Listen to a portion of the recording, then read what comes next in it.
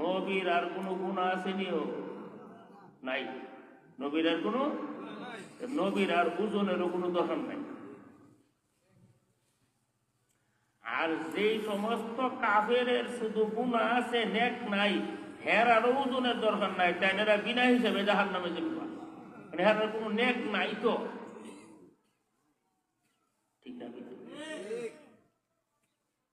যারা গুনাহ আছে নেক আছে এরা হাসরের দিন আপনারা বললাম ঘুমাইয়েন না। এক লোকের গুনার ফাল্লাত রাখবো, নেকের ফাল্লাত রাখবো। টান যখন দিব তখন তার গুনাহ আর নেক সমান সমান। আল্লাহর আইন তো হইল গুনার পাল্লা বাড়ি হইলে বেহেশতি, নেকের পাল্লা বাড়ি হইলে দুজুগণ। হের তো কোনো রয়েছে না, অমান অমান হয়েছে গা।